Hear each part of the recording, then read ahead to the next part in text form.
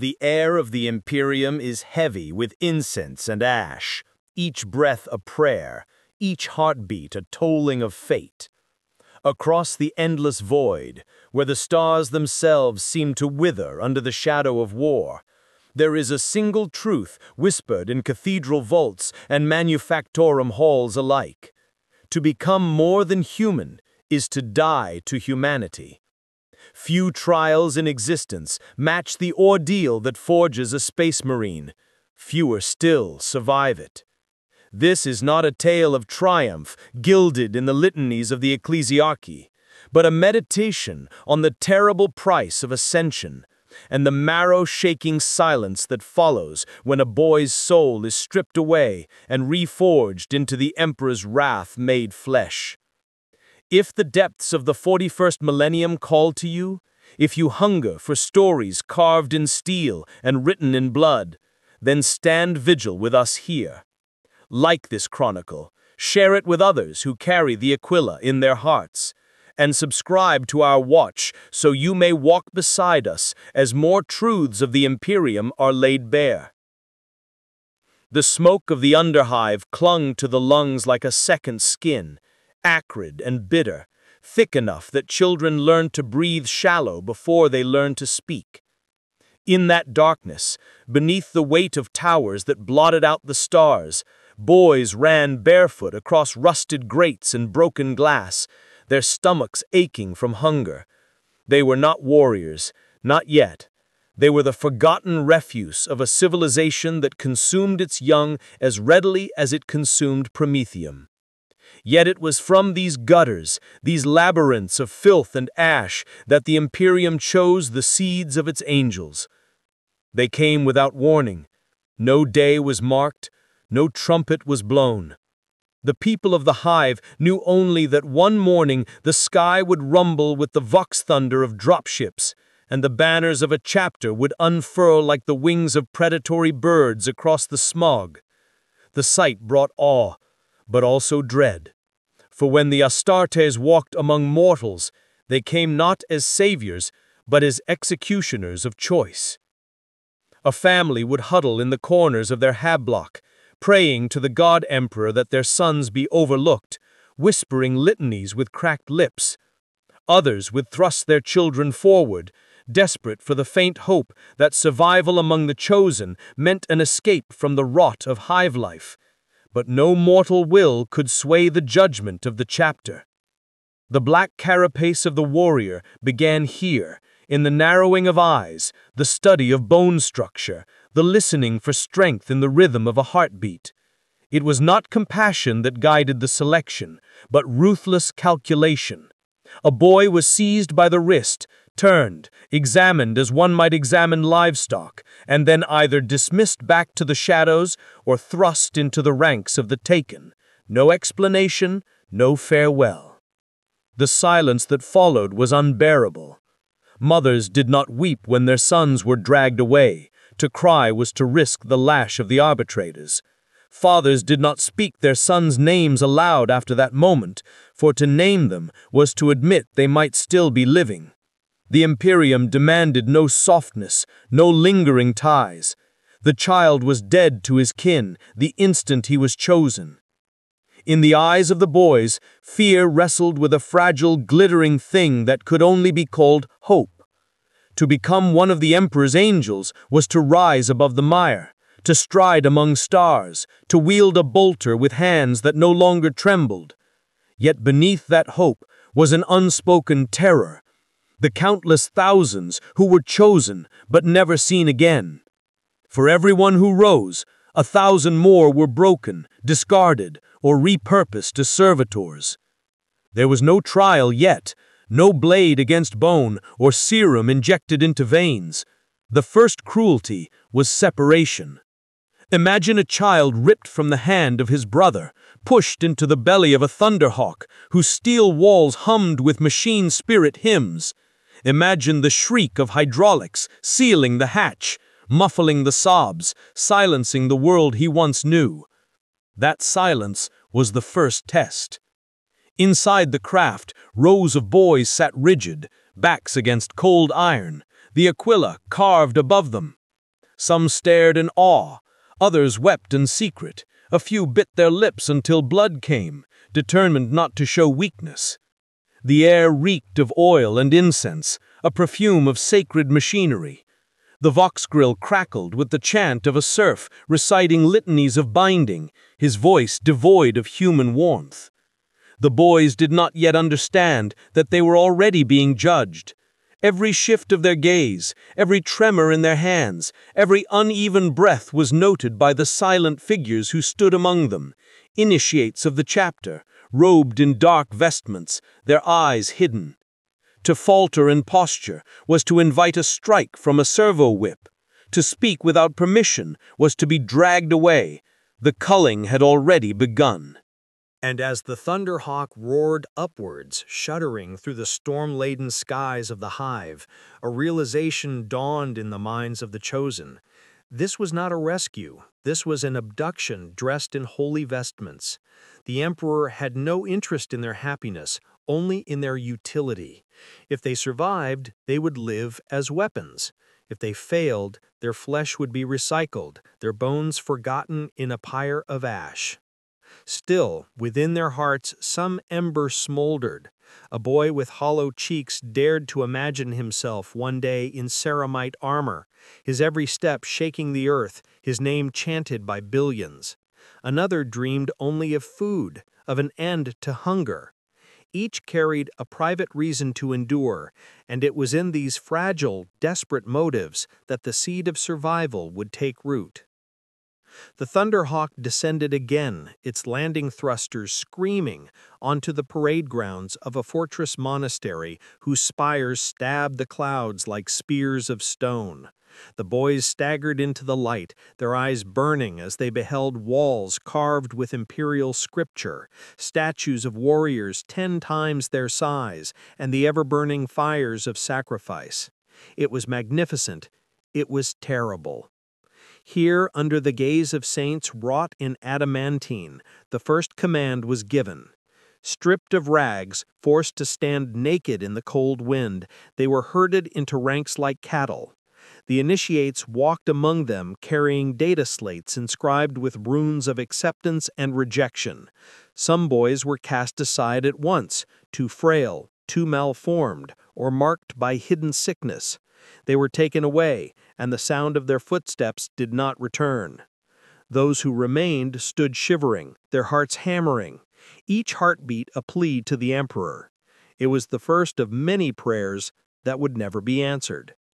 The wind that swept across the monastery plateau carried the tang of iron and ash, a constant reminder that this was not a place for children, but a crucible for the making of something greater or the breaking of something fragile.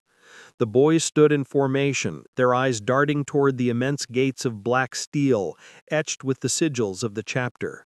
The gates did not open with ceremony. They ground apart with the groan of ancient gears, as if the stones themselves resented the intrusion of the weak. They were marched within, past statues that towered like gods, each depicting a warrior whose face was set in eternal judgment. Bolters carved from marble rested in stone hands, aimed outward, as though warning the aspirants that failure would not merely disappoint, it would condemn. The chamber reeked of incense and sanctified oil, the air so heavy that every breath burned. High above, golden candelabras spilled light down like a mockery of starlight, illuminating the trembling figures below. The first rite was simple, yet brutal in its cruelty. The boys were divided and sent through narrow corridors carved into the mountain, each passage twisting, each one guarded by servitors whose vox grills hissed litanies of measurement. Heights were taken, bone density was scanned, blood was drawn by steel needles that sank deep into flesh, the fluid collected in chalices embossed with the imperial aguila. Those who collapsed from weakness were dragged to the side, their names erased before they were even recorded. They would not leave the chamber alive. Every step revealed the nature of the test. It was not strength alone that was sought, but resilience. the ability to endure pain without protest, to meet humiliation with silence, to hold steady beneath the gaze of those who had long since abandoned the notion of mercy. One boy, younger than the rest, whimpered when the needle entered his vein. A robed figure turned, said nothing, and pressed a palm against the boy's chest. The sound of bone breaking was sharp, final. The child crumpled, and the line moved forward. For those still standing, time blurred. Days bled into nights, nights into days, marked only by the tolling of cathedral bells and the endless parade of trials. They were forced to sprint across jagged terrain barefoot until their feet were torn open and blood smeared the stone. They were denied food for days, given only thin water that smelled of rust, until the hunger gnawed so deeply that some gnawed their own sleeves. Those who faltered were left where they fell. The monastery floor became a silent graveyard of the unworthy. Yet within the cruelty there was a pattern, an order as precise as any machine of the Adeptus Mechanicus. The weak were cast aside not out of spite, but because the Imperium could not afford compassion. Every aspirant who endured was a thread in a tapestry of war, a tapestry woven not with cloth, but with blood, bone, and willpower. And so it was that the survivors were brought at last into the Hall of the Aguila, a cavernous sanctum whose walls shone with gold leaf, depicting the emperor in radiant victory over countless foes. At the center stood a dais upon which rested a single object, a chalice carved from black stone, filled with liquid that shimmered with a strange iridescent glow. The serf who carried it was bent and pale, his eyes hollow from years of service, his voice quavering as he recited the prayer of offering. Each boy was commanded to step forward, to kneel, and to drink. None were told what the liquid was. None dared refuse. It burned as it slid down their throats, a fire that spread through veins and seared into the marrow. Some convulsed, their screams echoing through the hall until their bodies stilled forever. Others collapsed, twitching, foam bubbling from their lips. A few, trembling but unbroken, swallowed the fire and staggered back to their feet, their eyes glazed with something that was no longer entirely human. This was the beginning of transformation, though they did not yet know it. The chalice was but one of many steps that would bind them forever to a fate they had not chosen. For in the Imperium, nothing was asked of you, everything was taken. That night, as the chosen few lay on stone cots beneath the gaze of 1,000 carved saints, they dreamed not of home, but of fire and steel. Some whispered prayers in the dark, clutching the last fragments of memory. Others stared upward, their minds already surrendering to emptiness. The monastery hummed with the sound of hidden machinery. And somewhere deep below, the forges sang as though welcoming new sacrifices. The boys had survived the first culling, but survival was not life. Survival was only permission to continue. The true price had yet to be named. The monastery awoke not with the dawn but with the toll of iron bells, a sound that rattled stone and bone alike. The boys rose from their cots in silence, the memory of fire still burning in their veins. Their bodies ached, their throats raw, yet no complaint passed their lips. To speak weakness was to court death. The chamber doors yawned open, and once more they were herded like cattle into the courtyard where the mountainside bared its jagged teeth against the sky. Here the trials sharpened. No longer were they merely tested for resilience. They were bent toward obedience, forged into a pattern that could not be broken. Drill sergeants clad in flak and bearing the scars of long service barked orders with voices like thunder. Each boy was given a wooden rifle, heavier than any stick of their childhood, its stock wrapped in iron bands. They were commanded to march, to run, to strike, to bleed. Those who faltered were struck down where they stood, their corpses dragged aside by servitors and fed to the fires. The ground of the courtyard drank deeply of blood, until it reeked of copper and smoke. The hours stretched without measure. Hunger hollowed the boys' bellies, thirst parched their tongues, yet still the orders came. to kneel, to rise, to crawl across gravel until their skin was flayed from their arms, to stand motionless for hours while the icy wind sliced through them like a blade. Discipline was not taught with words, but beaten into flesh and seared into nerve. Among them, certain boys began to change, not in strength. Strength could come to any who endured, but in silence. The ones who met the eyes of their tormentors without flinching, who swallowed their pain without expression, were marked in the ledgers of the chapter. They were the rare ones, the ember that might one day burn bright enough to light Ceramatar Mora from within. On the fourth night, the trial shifted. They were blindfolded, bound, and led into the mountain's depths, down winding corridors where the air grew stale and the drip of unseen water echoed in the dark. There the blindfolds were stripped away, and they found themselves in a cavern vast as a cathedral, its walls alive with strange fungi casting a pallid glow. The floor was a maze of broken stone and pits filled with rusted spikes.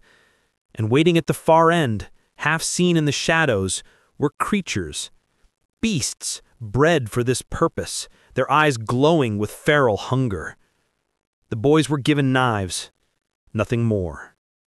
The command was simple: survive the night. Yet, in the heart of the terror, patterns emerged. A boy with hollow eyes and a voice hoarse from silence drove his knife again and again into the throat of a beast until it lay twitching at his feet. Another, his hands shaking but his jaw clenched, gathered others to his side, forming a fragile band that struck together rather than alone. Some perished still, but their deaths were not without defiance. Hours passed, though in the dark it felt like days. By the time the bells tolled and the gates opened once more, fewer than half of those who had entered staggered out. Their bodies were torn, their eyes wide and haunted, but they lived. They did not realize that this was still only the beginning. The robed figures recorded their numbers in silence, scratching runes into their data slates with styluses of bone. The survivors were marched back into the monastery, their bloodied knives taken, their wounds left untended. Pain was part of the shaping. If they were too weak to endure infection, then the chapter deemed them unworthy of gene seed. And so the nights bled into days, each trial more harrowing than the last. Hunger gave way to starvation, exhaustion to collapse, but the will to live burned stubbornly in those who remained. Already, the monastery seemed less like a prison and more like the only world that had ever existed. Home was a memory blurred by distance. Family was a word without meaning. There was only the chapter and the endless promise of becoming more than human, or nothing at all. The final days of the first culling were a haze of exhaustion and dread, a blur in which time itself seemed to dissolve into an endless cycle of pain, silence, and command. By then, the boys no longer looked like children. Their eyes had aged decades in mere weeks, hollowed by sleepless nights and the constant weight of fear. Muscles trembled from strain, bones ached from cold, and yet they were driven onward, whipped into motion by the merciless cadence of drill sergeants whose faces betrayed nothing but scorn. It was during this phase that the monastery's true purpose revealed itself. The fortress was not only a sanctum of worship and discipline, but a labyrinth of judgment, its very stones carved to echo the cries of the unworthy. The aspirants were led into chambers where incense burned thick enough to choke, where relics of long-dead heroes loomed in silence, and where the ceiling soared so high that the flicker of candles resembled distant stars. There, they were forced to kneel for hours before statues of warriors whose eyes seemed alive with eternal scrutiny. Hunger gnawed at their stomachs, knees bled against the stone, and still they knelt, forbidden to move. Any who shifted were struck until they bled more freely. The rituals were as much spiritual as physical. Monks draped in chains of iron sang litanies that trembled the air, their voices reverberating in the marrow. The words were indecipherable to most of the boys, fragments of High Gothic that carried more weight as sound than as meaning. But their purpose was clear: to erode individuality, to carve away the notion of self until only obedience remained. It was in these halls that the boys learned silence, not the silence of fear or pain, but the silence of annihilation, the silence of erasing one's will before it could rise in rebellion. They began to answer commands before they were spoken, to move as a unit rather than as scattered souls. They did not know each other's names anymore. They did not dare whisper them. They were not brothers. They were material, waiting to be forged. On the final days of the trials, when the moons cast pale light across the monastery, the surviving aspirants were herded into a courtyard where a pyre roared with promethium flame. Piled upon it were the bodies of those who had fallen, the broken, the starved, the torn, their flesh blackened, their bones cracked in the heat of the fire. The stench was unbearable, searing itself into the lungs, and yet the boys were forced to stand in a circle around it, inhaling every breath, watching until the last spark flickered to ash. A figure stepped forward then, cloaked in black, his vox-amplified voice carrying the weight of thunder. He was no mere serf or drill master, but a warrior. His armor remained concealed beneath ritual vestments. He spoke only once, but his words bound themselves into the souls of those who listened. "You are not chosen, you are not saved, you are not men, nor are you yet warriors. You are nothing. You will become everything only if you endure." The silence that followed was as deep as a tomb. Not a single boy dared move, not a single sound was heard but the crackle of the flames. The message was clear. Survival was not victory. It was only permission to take another step on a path paved with death. When dawn came, the boys were marched from the courtyard, their bodies stinking of smoke and sweat, their minds hollowed by the weight of what they had seen. They did not look back at the ashes. There was nothing left for them there. And so ended the first chapter of their transformation, the selection. They had survived hunger, pain, separation, and the stripping away of their humanity. But the true ordeal had yet to begin. Ahead lay the breaking of flesh itself, the reshaping of body and bone, the slow extinguishing of the human frame until nothing remained but the makings of an angel of death. The monastery's gates closed behind them with a finality that echoed like a death knell. The boys, now thinned and sharpened by the crucible of selection, were herded into the inner sanctums where the air itself seemed charged with menace. Here, the trials turned inward, burrowing not only into spirit, but into sinew, marrow, and blood.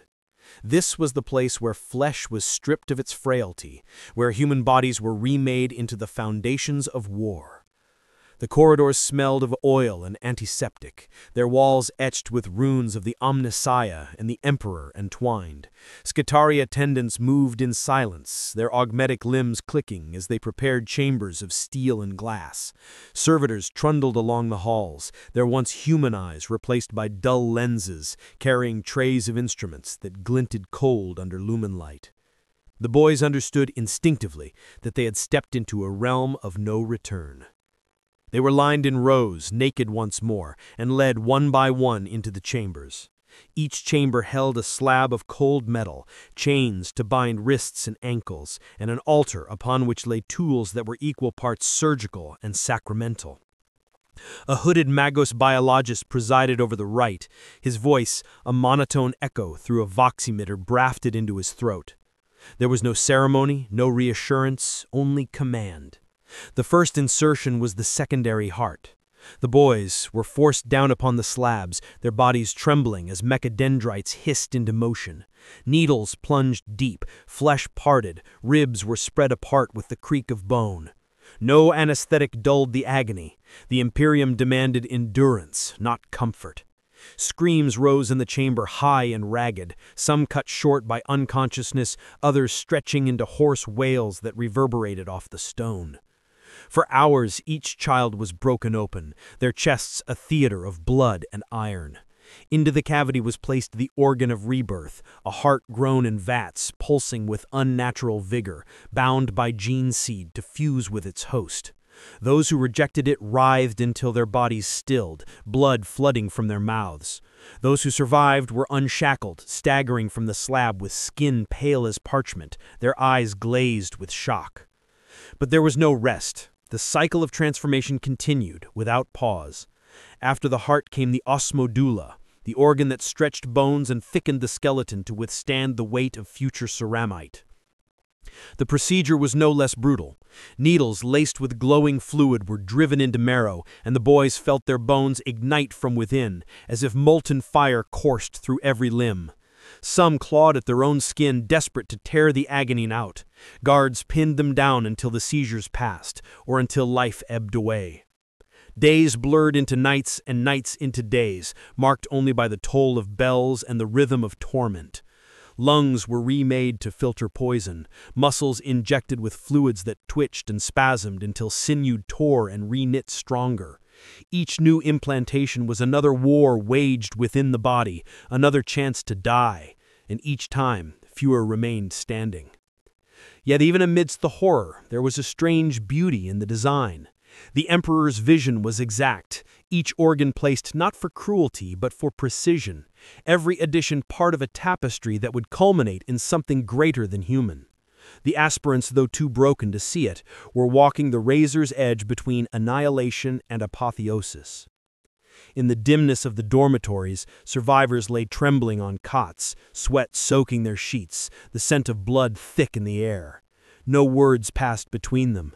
Their throats were raw from screaming, their bodies alien even to themselves. Some stared at their hands as though they no longer belonged to them, veins still pulsing with foreign rhythms. Others lay still, eyes open wide, as if fearing that sleep might bring rejection and death. The monastery was silent in those hours, but it was not a silence of peace. It was the silence of a forge between hammer blows, a silence that promised the next strike would fall soon. And when it came, it was not with fire, but with the shriek of a drill and the hiss of saws. For the next organ to be placed required the skull to be opened. The progenoid glands were set, the gene seed's sacred vault, the Emperor's inheritance sealed within their flesh. Here the boys became vessels not only for themselves, but for the eternity of their chapter. Failure was more than death. It was the loss of lineage, the extinguishing of a flame meant to endure forever. The monks who oversaw the procedure sang dirges as scalpels carved, their voices trembling with reverence for the gene seed. By the time the aspirants emerged from the chamber, bandaged and bloodied, their bodies barely recognizable from the frail things that had entered weeks before. They were taller, broader, their skeletons subtly reshaped, their eyes shadowed with pain. They moved like revenants, half in the world of flesh, half already beyond it. But still the path had barely begun, for to reshape the body was only one part of the ordeal. Ahead loomed greater trials still, the shaping of the mind, where even memory itself would not be spared. The days that followed held a rhythm that mocked the human body's limits, a pulse beat of preparation and incision, of whispered litanies and the whine of augurs. The Magos biologist did not speak of mercy, he spoke of sequence, of ratios and timings that had been ossified into doctrine since the Great Crusade. Into bellies they placed the preomnor, a bulwark organ to screen poisons and rot. Boys who had gnawed whatever the underhive offered now learned their stomachs would no longer be fooled by tainted meat or spiked rations. Some woke retching black bile, their lips stained and their eyes shot with crimson threads, until the convulsions shivered out and breath returned in ragged poles. The ledger thralls made a mark, compatible, not saved, never that, only permitted to continue. They learned then how blood could be taught to remember. The hemostamen's tinctures hissed through needles into vein, turning the stream within into something denser, hungrier for oxygen. The world seemed to sharpen at the edges as the body struggled to adapt. The sky went a brighter iron, the stone a keener gray, the pain a cleaner blade. Later, the bicycopia bled its growth ties into muscle bellies so fibers could swell beyond human scale, and backs arched in involuntary spasms as ligaments popped like overstressed cables. A boy's scream broke into a laugh that wasn't laughter at all, just breath stuttering through a throat too tired to decide what sound pain should make. The attendants tightened restraints and watched without blinking. Night offered no sanctuary. Lariman's organ was tinctured in with a needle of ritual black, and the first time one of them tore open a palm on an exposed rivet, the blood sealed under a gelatin sheen, knitting the wound with a speed that felt indecent. They stared at their own hands as if those fingers belonged to someone else. Even sleep, when it dared approach, became suspect. The catalepsian node took the luxury of full rest and broke it into knife-thin segments. They learned to drift with one hemisphere of the mind while the other listened to the monastery's deep machinery. The bells ceased being markers of time and became merely another texture in the dark. Sight and sound were refined with quiet, pitiless intent. The oculobe's delicate work left them squinting at lumen glare for days, and then the darkness receded, as if pushed back by an unseen hand. Letters on distant scrolls crisped. Candle flame halos stopped swimming. The lineman's ear came next, and with it the realization that silence as they understood it had ended forever. They heard the quiver of a distant ventilation grate, the surf-like hiss of blood through their own arteries, the barely audible click of a servo skull turning in a cleric's hands 3 rooms away. The world became crowded with detail. There was nowhere to hide from it. Taste and scent were weaponized in turn. The neuroglottis taught tongues to discern the fingerprint of toxins and compounds. A single brush would tell salt from sealant, fungus from machine oil, grief from adrenaline hanging in another's breath. Some gagged when ordered to press their mouths to the rim of a chemo still. Detection was one thing, acceptance another. But they obeyed, and obedience was the only virtue the chapter measured. A day later, a boy bent to a tin cup and whispered the names of every element dancing in the liquid, and a robed figure wrote down his words, without praise. The skin learned its own litany. Melanochrome infusions darkened pallor to weather the unkind suns of alien worlds, and when the lamps blazed, the aspirins did not blister.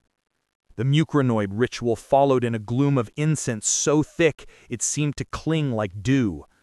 Unguents and vapors soaked into skin until bodies held a faint oily sheen that turned water to a reluctant ally.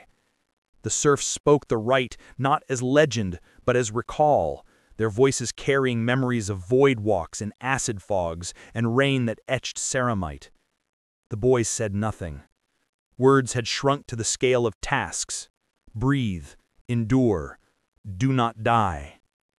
When the lungs were taken in hand, terror edged close to awe.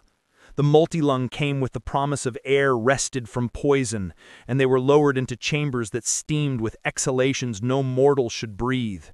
Masks were denied. Ribs rattled, chests clawed against their own cages, and many vomited thin threads of phlegm that glowed faintly under the lumen strips. Minutes later, those same bodies drew slow, measured breaths, as if they had always known this air. The attendants' lenses flickered with quiet approval. A different line was inscribed on the data slate. Adaptable. Filtration and endurance had their counterpart in salvage and waste. The oolitic kidney went in with a sermon about battlefields where Medicae would never come, where only the body's cunning would keep toxins from the heart. There were tests for that too. Drafts that would have felled grocs were swallowed in measured sips, while the boys sat upright and counted their own pulse beats aloud until the nausea receded. At the edge of that ordeal waited Betcher's clans, and the first time a drill master ordered a boy to spit, the acid thread hissed against the stone and chewed a crescent into it. No one smiled. The monastery never presented miracles as marvels. It presented them as obligations. There were darker teachings embedded in flesh. The Omophage's graft was delivered with the most careful sanctity, and even the drill master's scorn thinned to a ritual gravity. They were told nothing explicit, only that knowledge could be consumed and remembered at the cost of something unnamed. Rumors slipped between cots like drafts on a winter floor, that an angel could taste an enemy and learn the map of his fear, that memory itself might pass through meat like a prayer through lips. No serf corrected them. No serf confirmed it. The Ecclesiastes hymns thundered in the chapel as if to drown curiosity before it could form into sin. Pain remained a patient instructor. Fevers came and went like tides as new organs sought congress with old. Some aspirants woke to find their tongues analyzing the metallic tang of their own sweat, naming iron and salt as if reciting catechism. Others blinked through a pall of light only to realize their sight had extended a fraction past what it once could grasp, measuring distances with a hunter's certainty. Bodies that had known only hunger now carried within them a choir of other hearts, other hungers, all tuned to a single, terrible harmony. It would have been easy to imagine pride, but the monastery starved that too. Meals, when offered, came as nutrient bricks and thin broths. The portion increased only to match what the altered metabolism demanded. The drill masters watched for swagger the way hawks watch for field mice, and when one boy dared a half laugh at his own reflection, a face broader, eyes clearer, a jaw newly strong, he was made to run the perimeter of the Prometheum yard until the skin of his feet peeled in strips. When he finally collapsed, a serf recorded his time and said nothing. On the 7th cycle after the oculobrites, a new quiet gathered, like air thinning before a storm. The attendants polished instruments that had not been used since the last generation of angels had been born. The magos, as mechadendrites clicked in a rhythm the boys had come to recognize as anticipation. Even the bells sounded different, if only because their altered ears could hear the undertone of metal, weary with age. Wordless, the surviving aspirants were led down a corridor they had not walked before, toward a door whose frame was scored with cuts like tally marks. They did not yet know the name of that door, only that beyond it waited the line between an altered human and a vessel prepared for armor. They could feel it in their bones, bones that had been stretched and salted with fire, that something final was drawing near, a capstone that would bind all the disparate grafts into a single design. When the door opened and cold air rolled out to meet them, it smelled of machine oil, sanctified resin and iron shavings, a scent like the breath of a sleeping giant. The chamber beyond was unlike any they had yet entered. The walls were not stone but metal, ribbed with conduits that pulsed faintly with light, as though veins ran through the monastery itself. Lumen strips burned white, merciless in their brightness, illuminating racks of instruments whose shapes no boy could decipher. Some were saws, some drills, some resembled augers large enough to bore into the heart of a mountain. The air was sharp with sterilizing vapors, but beneath it lingered another scent, old blood, scorched fat, and something acrid that clung to the throat. The aspirants were stripped again, their bodies little more than maps of scars upon scars, flesh mottled with bruises and punctures. Their veins glowed faintly where new organs pulsed, a faint shimmer beneath the skin, as though they carried a light not entirely their own. Chains bound them to steel tables, their limbs locked down with clamps. No words of comfort were spoken. The magos biologist stood over them, a halo of mechadendrites unfurling like a crown of iron serpents, his vox grill humming with static as he recited the mechanicus canticles of sanctification. The black carapace awaited. It was not an organ, not entirely. It was a lattice of bioengineered tissue and polymer, a second skin to be fused directly into the body, a living interface that would one day bind flesh to ceramite, mind to armor. For the first time the aspirants were told what lay ahead, though the words were not offered as explanation, but as decree. They would be carved open along chest, spine, and limbs, the carapace grafted beneath the skin like a net of living iron.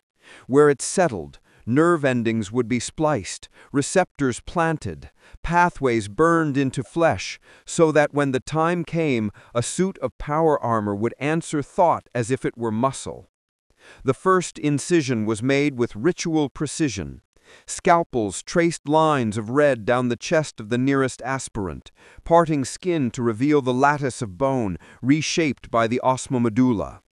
The smell of cauterized flesh filled the chamber, acrid and metallic. The boy bit through his lip, blood streaming down his chin, but he did not scream. The Magos' mechadendrites lowered the strips of living polymer, pressing them into place, their surfaces writhing faintly as though eager to root themselves. They sank into flesh with a sound like tearing cloth, fusing, burrowing. Agony was too small a word for it. The aspirants felt their nerves set alight, as though molten iron had been poured through their veins. Their backs arched against restraints, muscles seizing, eyes rolling back until only whites showed. Some screamed until their voices shredded, others convulsed in silence, jaws locked in rictus. For hours the procedure continued, strips of carapace pressed into every limb, every plane of skin, each piece knitting itself into the body with parasitic hunger. Some did not survive. Their hearts, old and new, burst under the strain, or their blood boiled with rejection. Their corpses were wheeled away by servitors, leaving only silence where moments before had been the sound of flesh tearing and boys struggling for breath. But Magos did not pause, did not falter. Death was as much part of the rite as survival. When at last the carapace took root, the aspirants were unbound and left upon the cold stone floor. Their bodies trembled, slick with blood and sweat, but something in them had changed. The surface of their skin was darkened in places, faintly ridged, like the shadow of armor yet to come. Nerve endings flickered with phantom signals, sparks of sensation where none should be. A boy flexed his fingers and felt not only flesh, but the echo of metal, as though his body now remembered something that had not yet been built. They lay there for hours, too weak to move, too broken to speak. The chamber hummed around them, machinery purring like predators sated for the moment. Above, the statues of saints watched with empty eyes, their stone gazes fixed upon the trembling figures below. In that silence, the aspirants understood that what had been human in them was gone. The carapace had erased it, replacing vulnerability with circuitry, fragility with interface. They were no longer boys, they were vessels waiting to be filled.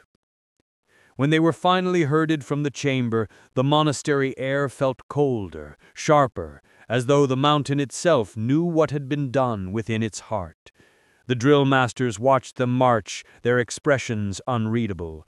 To them, the aspirants were not children mutilated beyond recognition. They were beginnings, unfinished statues hewn from meat and nerve, awaiting the final strokes of the chisel. And in the marrow of every survivor, the truth had taken root. There was no path back. The days after the black carapace were unlike any that had come before. The boys who had endured no longer moved as they once did. Each breath carried a faint weight, each step an echo of something more than flesh. Their skin bore the faint tracery of implanted ridges, like scars that were not scars, as if armor waited just beneath the surface to burst forth. They were thinner still, their humanity pared away until only a hard and unyielding core remained. Their training shifted with their transformation. No longer were they treated as frail aspirants. They were now expected to bear the agony of their new gifts. In the courtyards, they were forced to run until their lungs, now triple in strength, drank deeply of the choking ash wind. They were hurled into pits of sludge and ordered to crawl through poison, their bodies proving the power of the preomner and olytic kidney with every breath that did not kill them. Where once a simple blow had toppled them, now their frames absorbed punishment beyond mortal reckoning. Bones reinforced by the osmodula refusing to break, even under weighted hammers. Yet the cruelty never abated. The instructors drove them harder, faster, breaking them against the new thresholds of their altered bodies. They fought each other with practice blades until blood slicked the stone, and when one fell, he was ordered to rise or be left behind. A boy who once might have known laughter swung his weapon into his companion's jaw and felt it shatter, but neither victory nor regret passed across his face. Pain was no longer an affliction. It was simply the voice of the body adjusting. In the nights, as they lay upon stone cots, the changes crept deeper. Eyes accustomed to darkness could now pierce the gloom. Ears twitched to sounds once too faint to register. Their hearts beat not as one, but as two, an irregular drum that none the less filled them with a sense of unnatural strength. The dormitories echoed with restless movements, whispers of breath as boys dreamed of fire and armor, of battlefields they had never seen, yet seemed to remember.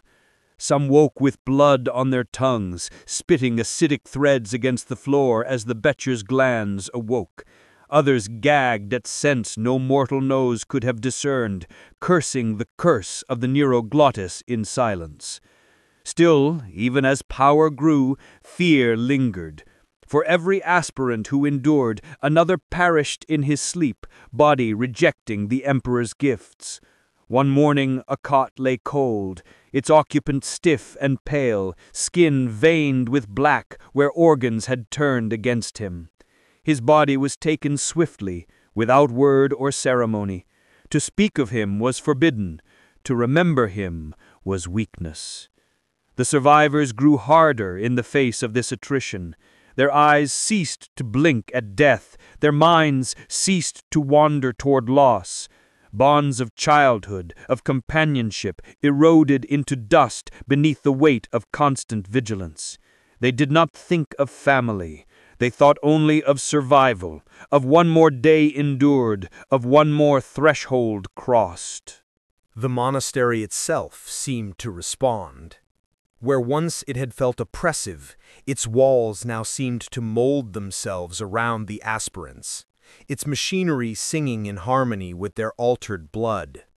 They were not yet Astartes, but already the fortress monastery claimed them, body and spirit, as part of its eternal cycle of death and rebirth.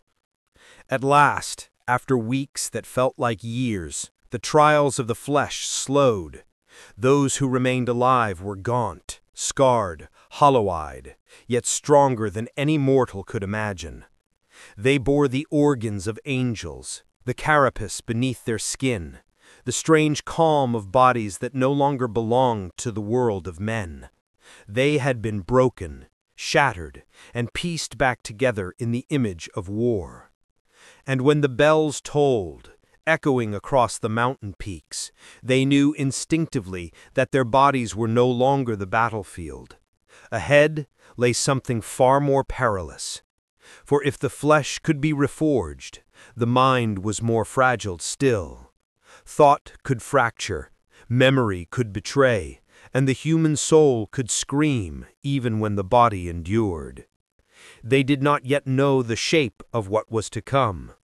They only knew this: the breaking of flesh had left them alive, but the shaping of mind might yet unmake them entirely. The human body can be broken and rebuilt with knife and flame, with auger and graft, until the flesh itself becomes something other. But the mind, fragile, stubborn, endlessly questioning, cannot be carved so easily. It must be drowned, hammered, reforged in a furnace of ritual and indoctrination, until thought itself bends to a new shape. For the aspirants who had survived the breaking of flesh, this was the next crucible, and it proved more insidious than any blade. The monastery became not a place of trials alone, but a theater of voices. At dawn they were roused by the toll of bells, and marched into the hypno-chambers, vaulted halls lined with machinery older than memory. The walls pulsed with faint light, and within alcoves rested devices crowned with steel visors and coils that hummed with restrained power. Each boy was strapped into a chair of iron, his head forced back, eyes pried open, ears filled with vox channels that hissed with static. Then the visors descended, locking them into darkness. Hours stretched into eternity within the visor's grip. Some aspirants screamed until their throats bled, clawing against restraints as visions of the warp flickered behind their eyes. Others fell silent, their minds collapsing under the sheer weight of repetition. A few endured with grim determination, surrendering not in defiance but in acceptance, allowing the torrent to carve them hollow so that only obedience remained. When the visors finally lifted, the boys staggered, eyes glassy, lips murmuring fragments of prayer they could not recall learning. They were marched back to their dormitories in silence, collapsing upon cots where sleep was no respite. Dreams were no longer their own. They were filled with endless battle, with the Emperor's gaze burning through eternity, with the shrieks of demons pressed against the veil of reality. And still the shaping continued. In the training halls they were taught not tactics, but reflex. Blades were thrust into their hands, and before them stood foes conjured by hollow projection, orcs roaring with tusks bared, necrons striding with soulless eyes, heretics screaming litanies of false gods. They fought not against real flesh, but against illusions so vivid their hearts raced as though death stood a breath away. The point was not victory, but conditioning. Strike without hesitation, kill without thought, react before reason. Some faltered, their blades hesitating when a hollow image took the shape of a human form, a mother's face, a child's cry. Those who faltered did not return from the hall. The lesson was clear. Compassion had no place in the mind of an angel. The indoctrination burrowed deeper still. They were fed memories not their own, knowledge pulled from the archives of 1,000 campaigns. Entire tongues were burned into their minds overnight so that in the morning they could speak words they had never learned. Strategies unfolded in their thoughts unbidden, instincts guiding their hands to reload, to fire, to strike with precision they could not explain. Their minds were becoming armories of memory, their wills nothing but scabbards. But the price was steep. The boys no longer knew where their own memories ended. The taste of underhive dust, the voice of a mother, the laughter of a sibling all blurred beneath the weight of imposed recollections. Some awoke whispering names that were not their own. Others wept in silence, clutching at fragments of identity that dissolved like ash between their fingers. The monastery encouraged no resistance. It demanded erasure. Those who clung to the past were broken more forcibly, their nights filled with harsher indoctrination, their minds subjected to a torrent until even tears would not come. And when at last their eyes turned blank, their mouths recited litanies with mechanical precision, the drill masters nodded in approval. Another mind had been unmade and reshaped into a weapon. Yet even here, in the shadows of obliteration, faint sparks of individuality flickered. A boy stared longer at the statues of saints than the others, his lips moving in silent questions that no one would answer. Another clenched his fists when the litany spoke of hatred, his jaw tight as though resisting, even as his voice joined the chant. These sparks were not overlooked. They were noted, recorded, tested. For even the faintest ember of self was both a weakness to be excised and a potential strength to be wielded. The shaping of the mind was not meant to create obedience alone. It was meant to create warriors whose wills could withstand the warp itself, whose thoughts would not fracture when demons clawed at their sanity, whose faith in the Emperor would be unbreakable, even in the face of eternity. And so the indoctrination pressed on, relentless, merciless, until every aspirant hovered upon the knife's edge between loyalty and annihilation. The shaping of the mind did not relent. If the hypnochambers carved obedience into the skull, then the liturgical halls sought to salt those wounds with faith until they hardened into certainty.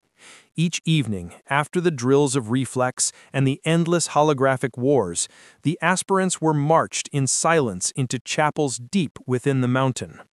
Here, the walls were paneled with bronze, etched with the deeds of the chapter's ancestors, their victories and martyrdoms rendered in relief so vivid the blood seemed still wet.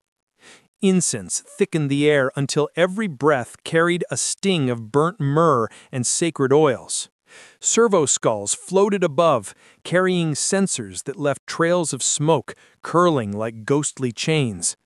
At the altar stood chaplains, their skull-faced helms glowering in the candlelight, Crozius Arcanum clutched like the Emperor's own judgment.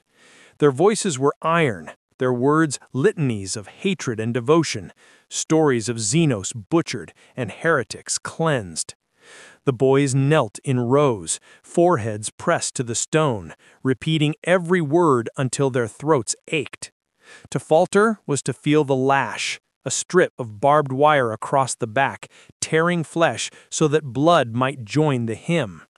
Pain was sanctification, a reminder that loyalty was never free. Each prayer was not merely said, it was beaten into the marrow until reflex carried it forward faster than thought. And so their inner world began to shift. The past dissolved, replaced by images of the Emperor radiant upon the golden throne, by visions of battlefields where the angels of death stood as unyielding pillars against the tides of chaos. Names faded, replaced by numbers and codes, until only the chapter's identity remained. They ceased to be sons of hives or tribes or ash plains. They became shadows of a single lineage, their blood now more the Emperor's than their own. But still, cracks showed. At night, when the chapel's candles guttered out and the halls sank into silence, some aspirants awoke trembling, caught in dreams that were not dreams. They saw demons clawing at the edge of vision, heard whispers in tongues no human should know, felt the weight of the warp pressing against their newly forged minds. Perhaps it was the residue of implanted knowledge, or perhaps it was something darker. The price of carrying within them organs designed by genius, but touched by mysteries no mortal had ever truly mastered. The instructors did not deny these visions. They expected them. They taught the boys to smother the fear with prayer, to meet the gaze of shadows with hymns to the Emperor. Fear is the mind's weakness, a chaplain intoned, his voice echoing through the hall. Faith is its armor. Those who faltered were cast aside, taken away to chambers none returned from. Those who endured carried within them not peace, but a silence that was harder than steel. There were other methods, subtler and more insidious. In chambers lined with vox emitters, the aspirants were lulled into half-sleep, their bodies slack while their minds were assailed with subliminal codes. Words repeated 1,000 times in tones so low they became sensation rather than sound. Phrases etched themselves into the subconscious. Obedience is survival. The Emperor is all. Mercy is weakness. Hate is strength. The boys awoke unaware of what had been burned into them, only that their hearts beat faster at the sound of the Aquila's name and their fists clenched whenever heresy was mentioned. Gradually, individuality was worn down to a husk. They began to think alike, move alike, their dreams synchronizing as if pulled along the same current. Some part of them resisted still, faint and desperate, but resistance was drowned beneath the tide of constant liturgy. By the time weeks bled into months, their voices had merged into a single drone, their minds into a single rhythm. And yet, here and there, a question flickered. Who had they been before? Did the Emperor know their names? Did their families remember them? Or were they already erased? Such thoughts rose like embers in the ashes, but the indoctrination smothered them before they could become flame. The boys did not know if those thoughts were rebellion or the last fragments of their humanity gasping for air. They only knew they could not speak them aloud. The monastery allowed no secrets. The monastery's architects had long ago understood that memory itself could be a weapon or a weakness. It was not enough to graft obedience into thought. The past had to be ground down until nothing sharp remained to pierce the new self. And so the aspirants were led into the chambers of forgetting. These halls were colder than any they had known, lined with machinery whose hum resonated in the skull like a second heartbeat. Chairs of iron teeth awaited them, clamps that gripped skull and jaw with clinical finality. A crown of needles was lowered onto each boy's head, the steel points gleaming in the lumen light. They were told nothing, only strapped down, their eyes forced open to stare into the pale glow of rune screens. The machines sang. Needles hissed. Currents of white pain rushed through nerves as images were torn loose, unraveling the fragile threads of memory. Faces blurred, names dissolved, the voices of mothers and fathers shredded into static. Childhoods broke apart like glass under hammer blows, scattering into fragments too small to reassemble. They felt themselves unraveling, not dying, but ceasing to have ever been. Some fought against it, straining in their restraints, jaws clenched until teeth cracked. Their resistance only deepened the agony. Others wept silently as the memories were scoured away, their tears drying on cheeks that would never again recall who they had cried for. And a few, those whose spirits had already bent under the indoctrination, welcomed it, letting the machine take from them the weight of loss, surrendering to emptiness as to a balm. When the crowns were lifted, the boys did not leave the chamber as they had entered. They were blanker, hollower, their gazes unfocused. They murmured prayers automatically, unaware that the words had replaced their own thoughts. Some did not even know they had forgotten. The past was simply gone, a whole neatly cauterized. And yet memory is a stubborn thing. Fragments clung like shadows, refusing to vanish. A boy might awaken in the night with a smell in his nose, the scent of spiced bread he could not name, baked by hands he could not picture. Another might feel the echo of a lullaby, a tune haunting him without words, fading as quickly as it came. These fragments were dangerous. To dwell on them was to risk madness, for they were ghosts without anchors, memories without context. They came like whispers from the warp, cruel reminders of what had been erased. The chaplains warned them sternly, "Forgetfulness is the Emperor's mercy, to remember is heresy." Their croziuses cracked against the stone with every syllable, punctuating the lesson with sparks of fire. The boys lowered their eyes, hiding the fragments, burying them deep. But deep burial is not destruction. The shaping of the mind was not only subtraction, but addition. New memories were grafted in their place. Battlefield visions, victories of the chapter, the Emperor's eternal vigilance. These false recollections were seeded so seamlessly that the boys began to believe them true. They remembered fighting in wars they had never seen, standing shoulder to shoulder with warriors they had never met. The line between dream and history blurred until their very identities became weapons forged of fiction. In this way, they ceased to be children at all. They became canvases painted with war, their past erased, their future written not by their own will, but the Imperium's need. Each mind was a fortress, its walls mortared with prayer, its gates barred against self. And behind those walls, the fragments of who they had been rattled like prisoners, fading with every toll of the monastery's bells. But even in this near obliteration, a question sometimes echoed through the silence of their reshaped minds. faint but unyielding. What had been sacrificed? What had died so that an angel of death might rise? The monastery never answered. It did not need to. The conclusion of the shaping came not with revelation, but with exhaustion so deep it hollowed the soul. The aspirants no longer recognized the days as they passed. Time itself became a loop of indoctrination, prayer, and half-dreamed wars within the hypnochambers. They moved like shadows of one another, each gesture rehearsed, each breath synchronized, their humanity worn thin until it scarcely flickered at all.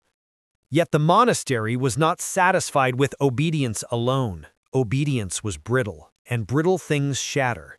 What the chapter sought was something else. Willpower reforged until it was unbreakable. Faith so absolute that even the warp's whispers could not pierce it.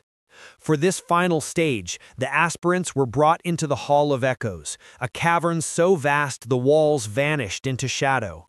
At its center burned a single pyre of promethium, flames clawing upward toward a ceiling lost in smoke.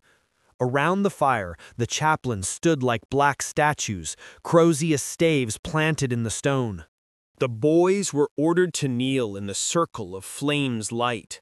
The chaplains spoke not of comfort, but of war, their voices rolling like thunder through the chamber. They recited the litany of hate against the alien, the litany of scorn for the heretic, the litany of eternal devotion to the master of mankind. With every word the boys repeated in unison, their voices hoarse, their eyes locked upon the fire as though it alone could anchor them against the abyss. Hours passed, days. They did not leave, did not sleep, did not eat.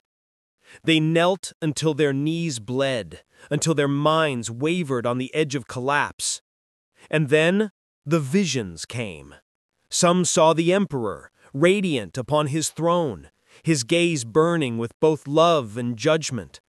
Others saw only shadows, daemons coiled at the edges of the firelight, whispering promises of release, of freedom, of memory returned. The chaplains did not banish these visions.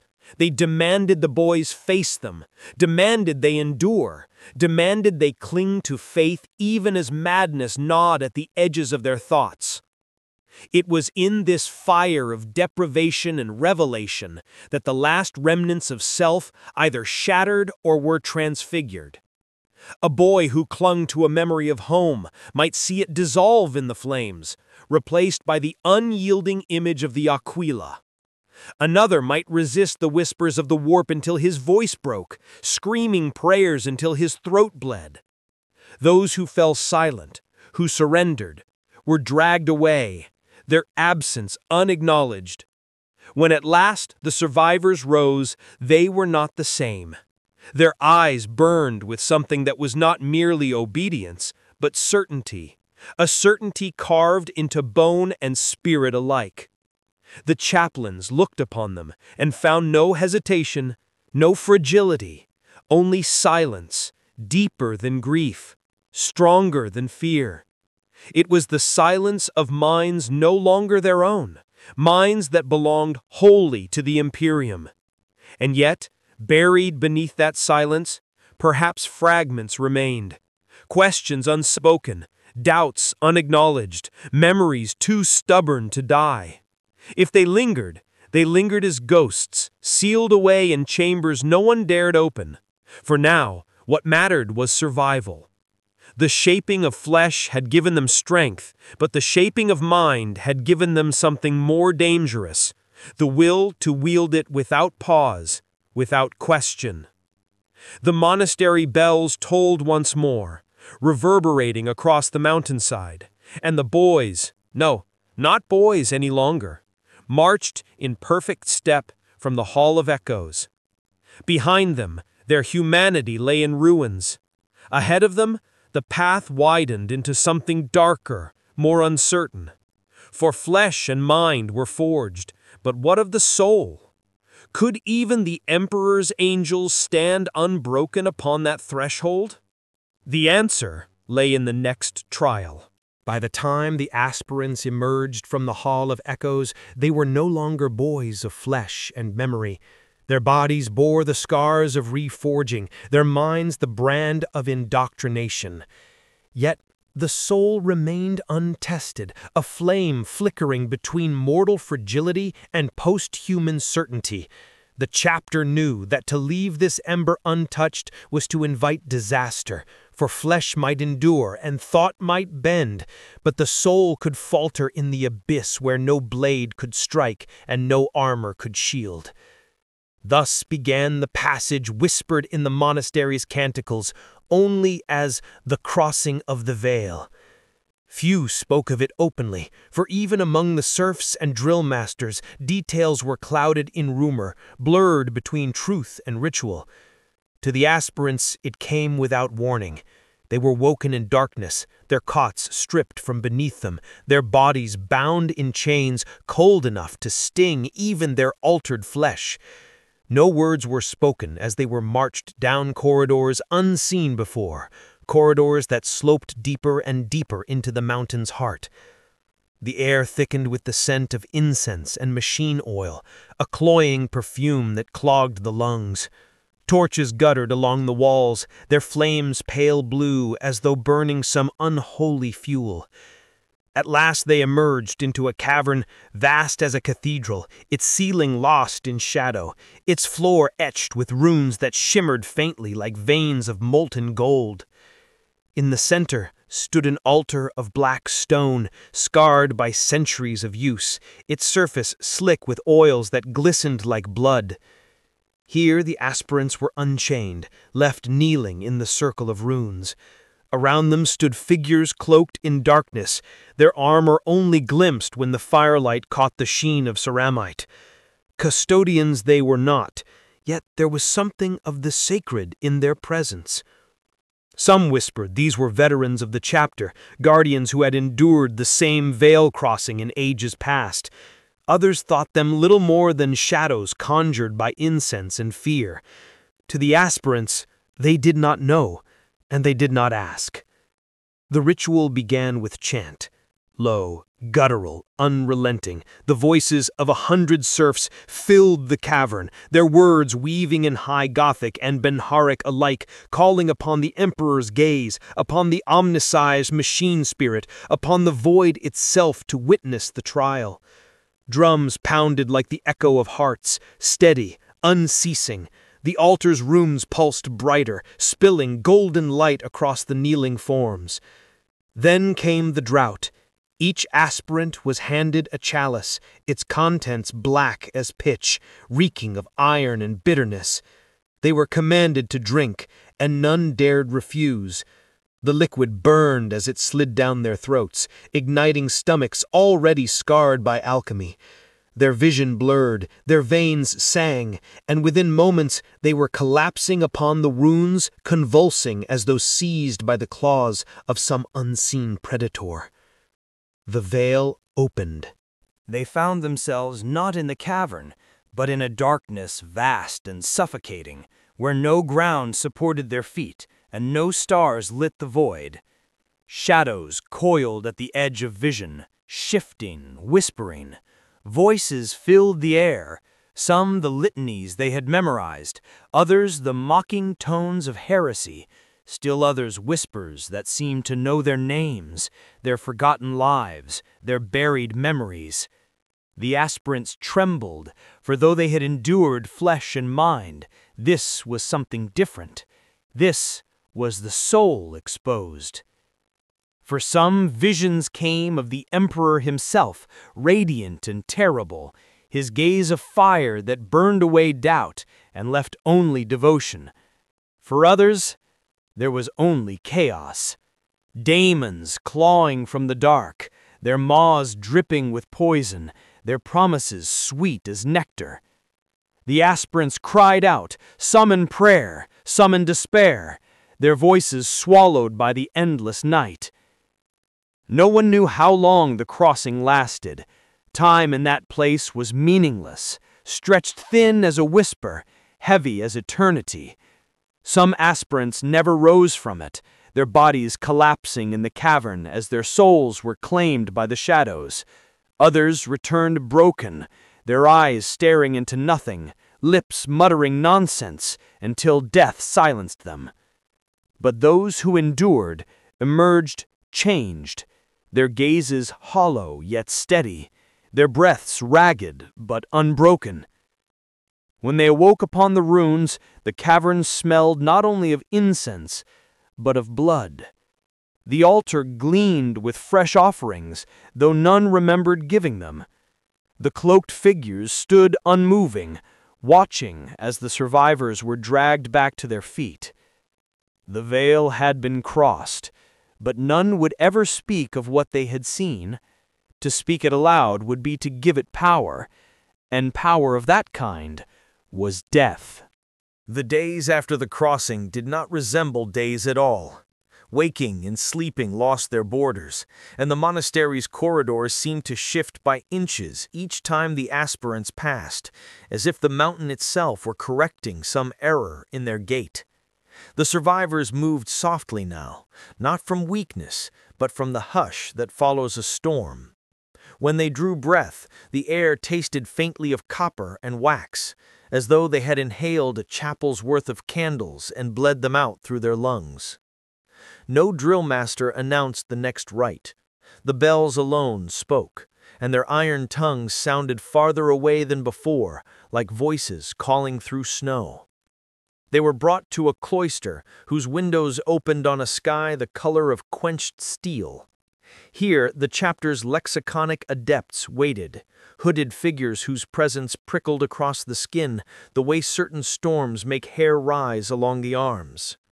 Their armor was not fully wrought, and yet symbols had been inscribed upon every plate, sigils hammered so deep the glyphs looked like scars worn into metal by time rather than tools. The adepts said little. They moved among the aspirants, brushing parchment strips against brows, smearing oils that smelled of bitter resin and machine lanolin along cheekbones and eyelids. Words not meant for mortal tongues were breathed into ears, leaving behind the sensation of cold water poured over the crown of the head, sinking like a thread through spine and guts. At first, nothing happened. Or rather, nothing changed that a man could point to. But as evening bled into a dusk slow and bruised, the courtyard shadows seemed to lengthen with intent. Smoke from the censers curled and held its shapes too long, as if reluctant to disperse. The adepts lit narrow tapers and held them aloft, their flames leaning not with wind, but with some unseen draft from below. The aspirants stood in a ring while the adepts traced hexagrammatic lines around them with powdered ash and ground bone, a geometry of negatives and closures that turned the stone underfoot into a map of forbidden directions. A voice rose that none could place, old as dust and bright as a new-minted coin. It spoke of watchfulness and of walls that are more idea than stone. It named fears without giving them faces, and then bound those names to silence. The adepts moved their hands as if drawing stitches in the air, and the air held the stitches. Somewhere, deep beneath the monastery, a forge fane clanged once, a single hammerfall that lingered like a bell trapped in metal. The aspirants felt the strike in their ribs.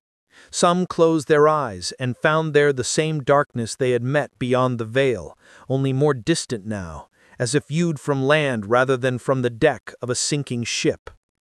Not every soul settled cleanly. One aspirant shuddered as if freezing and burning at once, his breath fogging in bursts too even to be natural. Another's eyes filled with tears that would not fall, lenses of water trembling until at last they spilled and steamed against his cheeks. The adepts adjusted sigils, added slashes of sigil ink to palms, and murmured prayers half in High Gothic, half in Benharic Chur. The world tightened as they worked, like a cloak cinched at the throat before a long walk into winter. When the last line of ash had been drawn, the adepts snuffed the tapers with 2 fingers and set the stubs in iron bowls. The courtyard light dimmed, though the sky had not changed, and a quiet descended that did not sound like the absence of sound so much as the presence of something vast and listening. In that quiet, the old fragments tried to rise, the smell of a market gutter after rain, the voice of a father saying a name that no longer fit any mouth, and found themselves meeting a wall of litany. The wall did not crush them, it held. The fragments slid down and came to rest like pebbles at the foot of a cliff.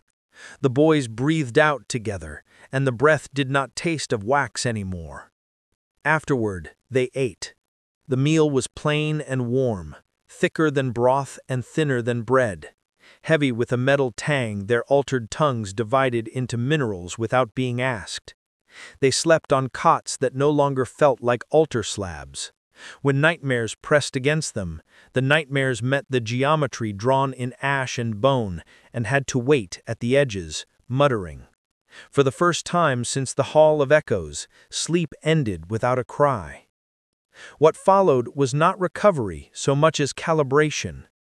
Each morning the adepts returned with charts and tuning prongs etched with catechisms, placing the cool metal against temple and breastbone, listening for resonances like artificers tuning a choir of bells.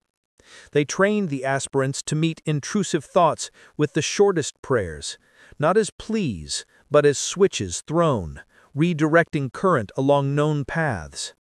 They taught breathing that measured 4 heartbeats with one lung and 6 with the other, counting silently while incense smoldered, threading the sense of self through the pattern like a wire through a coil.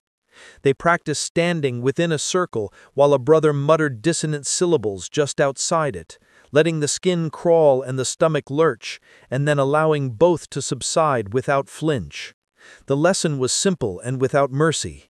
Control is a duty, and the absence of control is a breach. Rumor traveled even here, thin as ice. Some said a sliver of the master of the mankind's light, what pilgrims call the Astronomicon, could be felt in this place if one stilled the mind enough and did not look for it.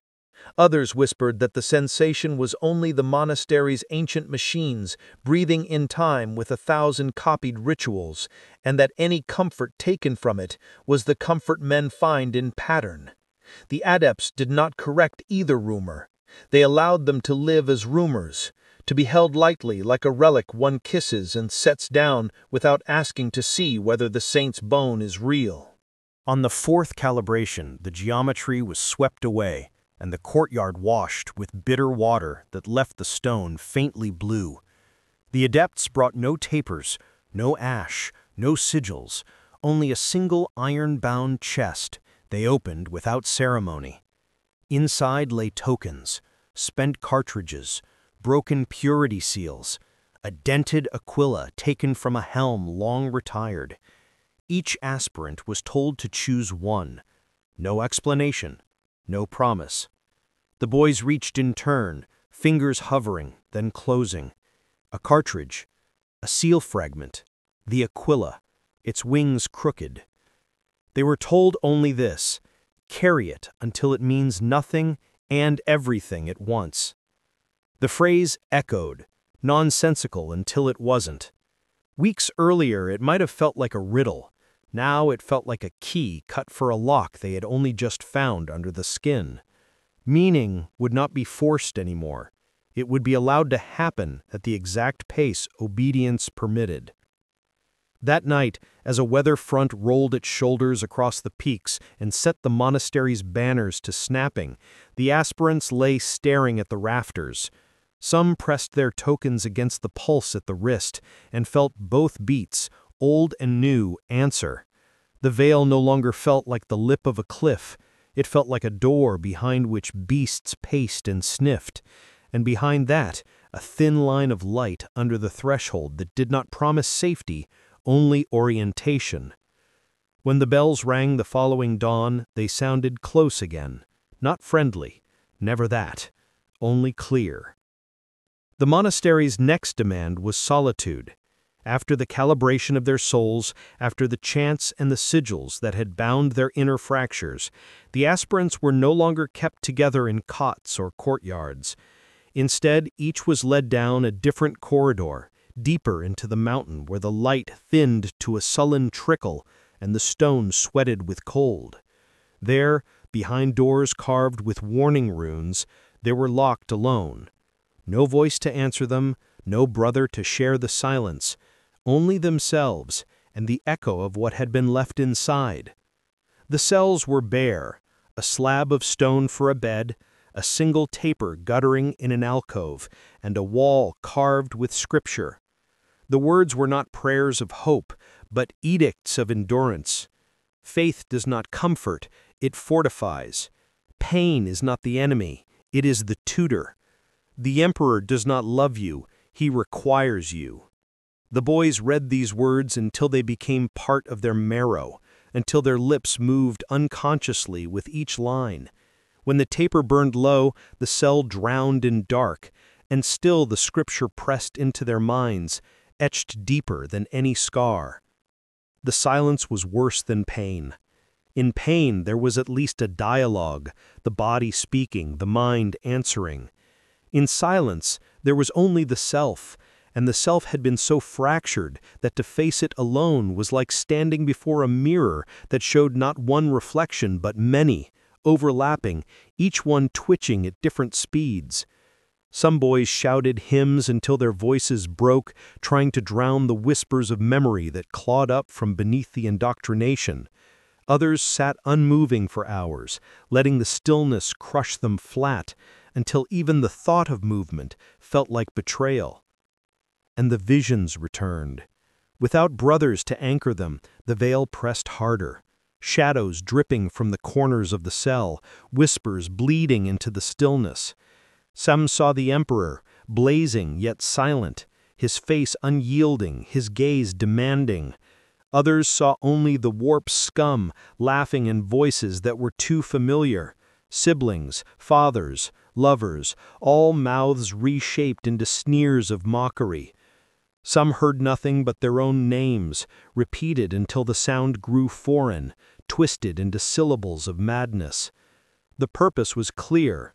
A soul that could not endure solitude would never endure the battlefield, where death often came as silence broken only by vox crackle and the scream of distant ordnance. If they could not hold their minds alone, then they were unworthy of the armor waiting in vaults above. Days, perhaps weeks, bled together. Time lost its shape. Hunger was constant. Thirst sharper still, broken only when a serf slid a tray of gray paste and water through a slot in the iron. They devoured it without thought, without savor. The meal was never enough, and it was never meant to be. Weakness was provocation. Only faith was fuel. Some failed. The monastery kept no count, but the absence was unmistakable. A boy's cell would go silent, the taper burning out, and when next the corridor was walked, the door stood ajar, the slab bare. No one asked what happened to them. The lesson was that survival spoke for itself.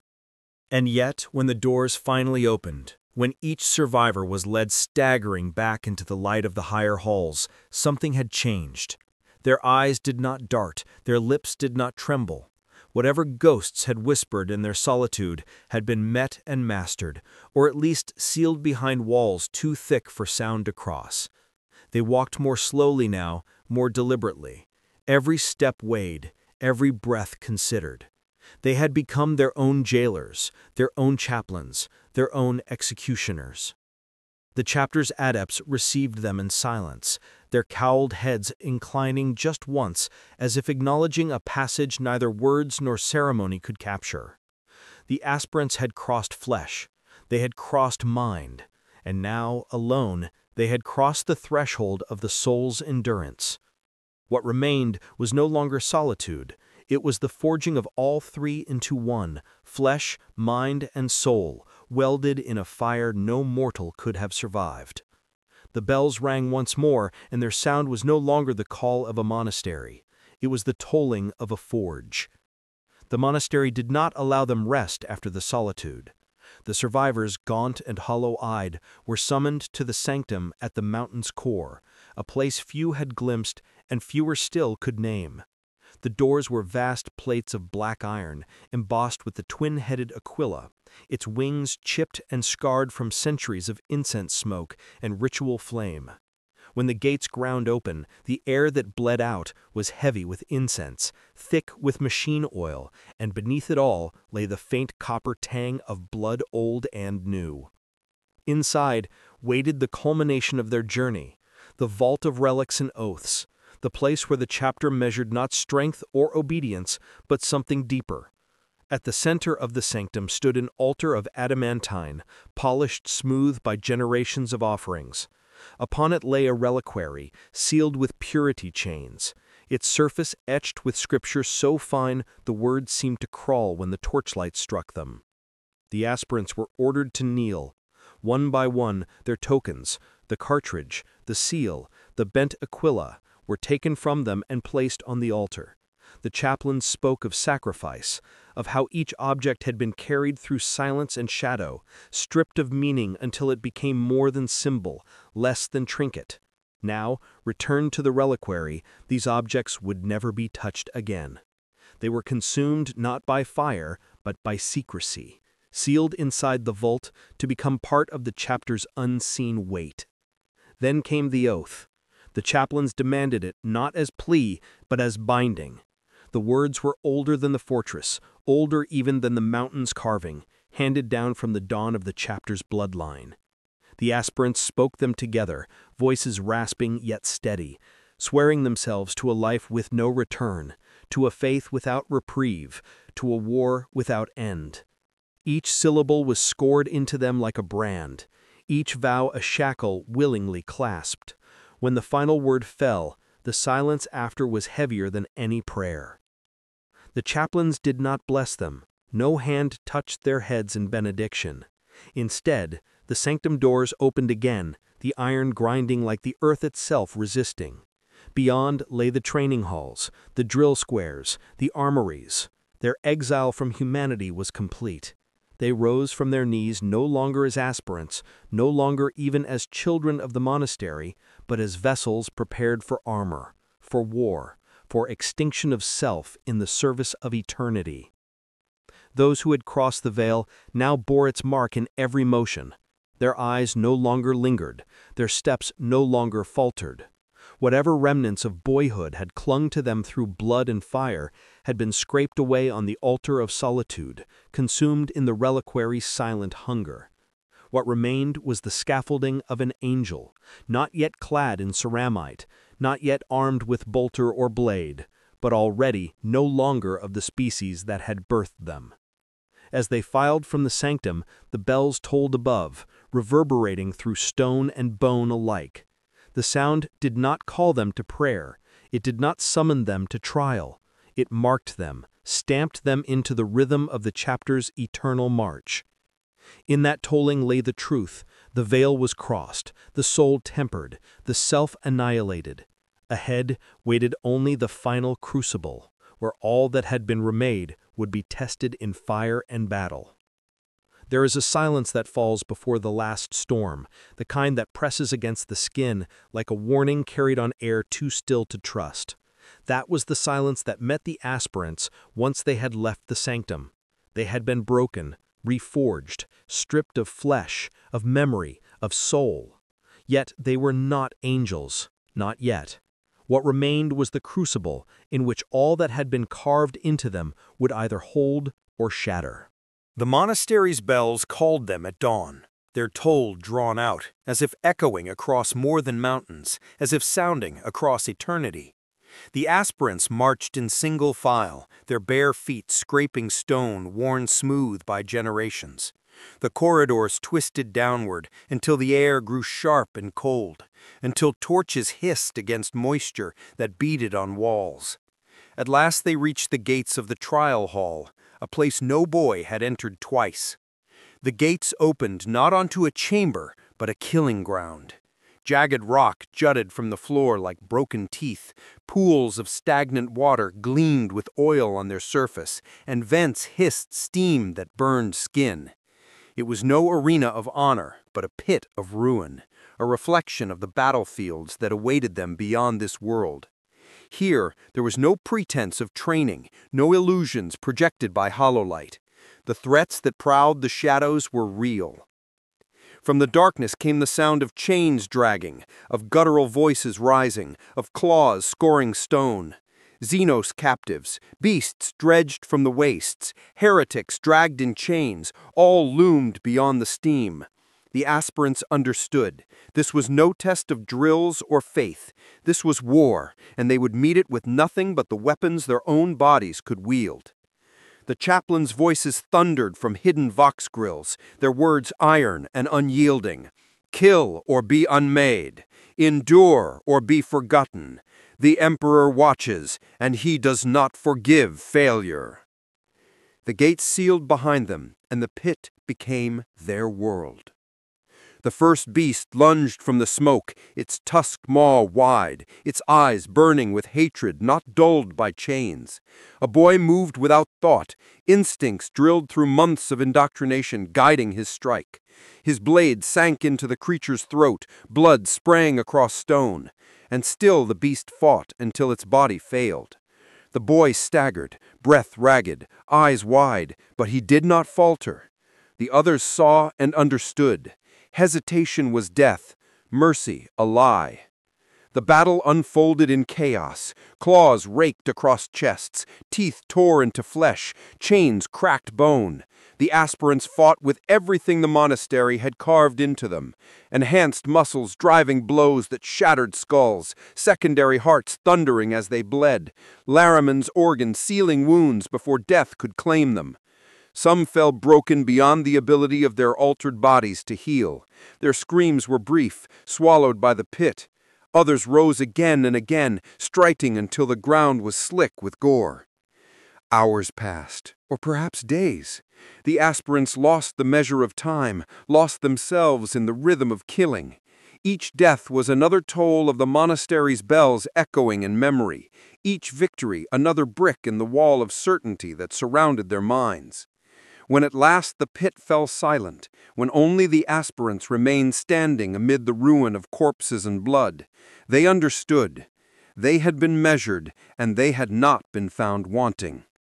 They were led from the pit in silence. No chaplain praised them. No serf washed the blood from their hands. The crucible was not meant to honor. It was meant to prove. Those who survived walked with a weight in their steps, not of exhaustion, but of the knowledge that the final boundary had been crossed. They were no longer boys, no longer aspirants, no longer anything that the world of men could recognize. They were the raw clay from which angels of death would be sculpted. They were not granted days to breathe between the pit and the next demand. The body that had learned to kill with bone and sinew would now be taught to kill with the Imperium's teeth. And so they were marched to the ranges beneath the monastery, where the air trembled with a lingering tang of burnt propellant. Here rows of iron lanes reached into the gloom like nave aisles, each marked by scripture cut into the lintels, phrases about duty and recoil, about the sanctity of aim. Servo skulls drifted along the rafters with tally automata ticking, and every few breaths a distant vox snapped with a chaplain's curt correction, a hymn compressed into an order. The first time a bolter was placed in an aspirant's hands, the weapon felt less like a tool and more like a verdict. Its weight was absurd and right at once, a dense promise of noise and ruin. Purity seals crackled against the casing, the wax dark with age. Someone had written a line of high Gothic on the receiver in a hand both patient and unlovely. The serf who issued it did not meet any gaze. He intoned a catechism to the machine spirit, tapped a set of knuckles twice against the magazine well, and stepped back with the wary respect of a man who has seen what happens when the unworthy pretend to be ready. They were taught the ammunition as if it were a language. The neuroglottis named trace oils on the brass, while the nose sorted the sting of propellant from the cold iron of the lanes. They learned the patience of the oolitic kidney under strain as thin fumes pricked the throat and then were nothing. Their fingers, those blunted, knotted things, came to rest precisely where 1,000 angels had rested theirs. The command to fire did not come as a shout, but as a prayer. On the first pull, the weapons spoke with a sound that refused to be contained by hearing, a slab-sided concussion that rattled the rebuilt ribs and sent a line of clean pain down the spine where the black carapace had fused. Several staggered. None dropped the gun. What followed was a liturgy of repetition. Fire, clear, reload, check, fire again.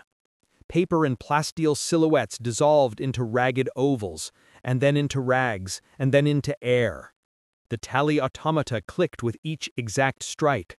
The servo skulls hovered nearer to poor shots like carrion birds scenting a future.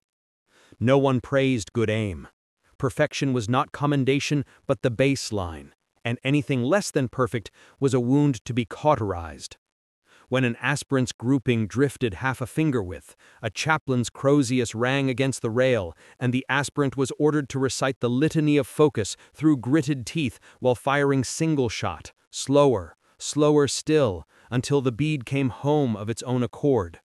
The bolter's machine spirit learned them as they learned it, and somewhere in that exchange a form of intimacy took root that had nothing to do with affection. Recoil taught another catechism when the targets began to move. Lanes opened like gate teeth to reveal kill houses where smoke lay low to the floor and lumen strips stuttered. And in those rooms, servitors lurched along tracks with heretic masks nailed to their blank faces.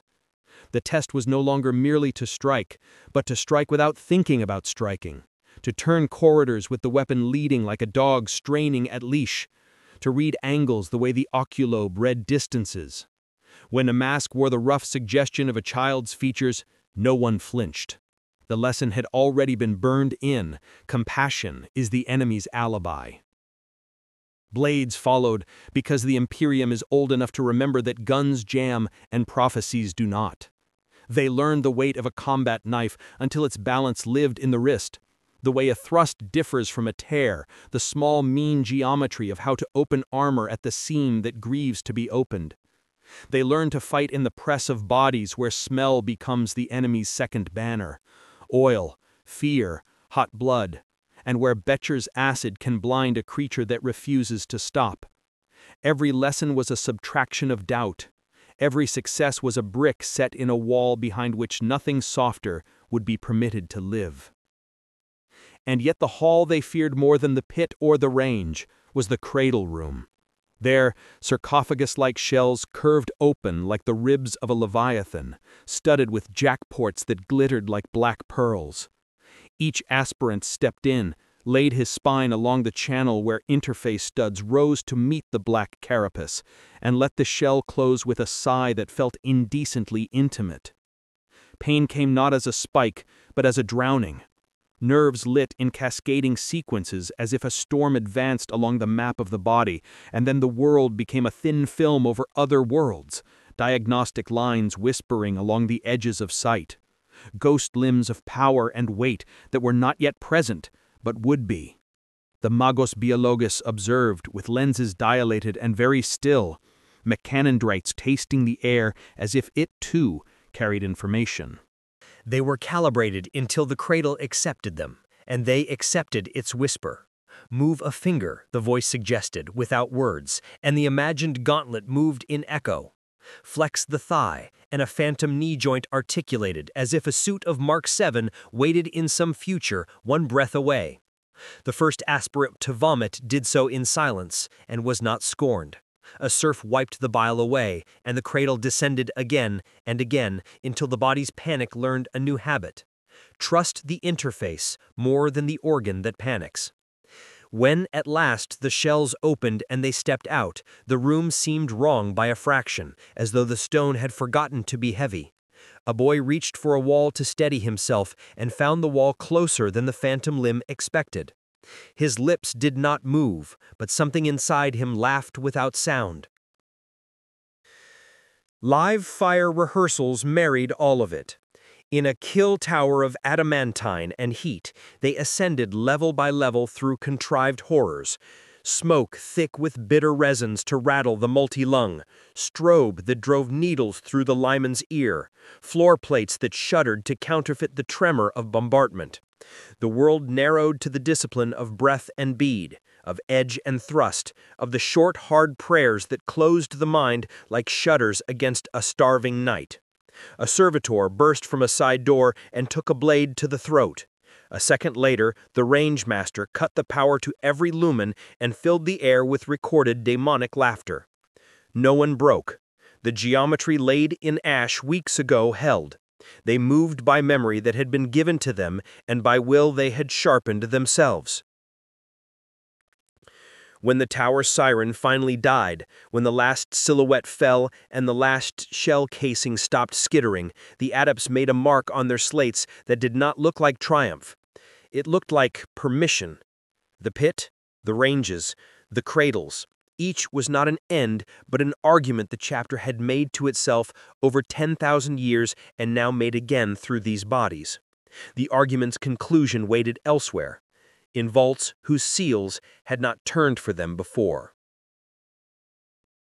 That night the aspirants slept like men in ships moored within sight of a sea they have never sailed. In their half-dreams, the weight of armor pressed not on shoulders, but on promise. The bolter's bark echoed from a distance close enough to taste. Dawn would bring doors that only opened once. Dawn would bring paint, an oath, and the first true weight of a name spoken in the chapter's tongue. The dawn that followed was unlike any other. No bells tolled, no drill master's bark shattered the stillness. Instead, the monastery lay hushed, its corridors emptied of serfs and adepts, as if the fortress itself held its breath. The aspirants were woken, not by command, but by the cold touch of incense smoke seeping beneath their doors, a gray hand that beckoned them upward. They dressed in silence, their bodies moving with ritual precision, and stepped into halls lined not with overseers, but with statues of warriors carved from the mountain's heart. Each figure bore the marks of the chapter's lineage, scars in stone, litanies etched into armor, and though their faces were impassive, the weight of their gazes was crushing. The ascent was long. Stairs wound upward past levels they had never seen, levels sealed to them until now. The air grew colder, sharper, tasting faintly of ozone as though storms prowled just beyond the walls. At last, they reached a gate of iron taller than any cathedral door, its surface carved with a single symbol, the imperial aquila, wings outstretched, its talons clutching a skull crowned in fire. Before it stood chaplains and serfs robed in black, their heads bowed, their voices joined in low chant. The gates opened, groaning like a giant forced from slumber, and the aspirants stepped into the armory. It was not merely a hall of weapons, but a reliquary of war. Rows of power armor stood in silence, their plates polished until they caught the torchlight like rivers of gold. Each suit bore the scars of battle, scorches, rents, patches of ceramite where enemies had struck and failed. Incense burned in iron braziers, rising in heavy coils that mingled with the machine oil musk. The air hummed with the quiet growl of dormant power, as though each suit still dreamed of the battlefield. The aspirants did not touch them. They were not yet permitted.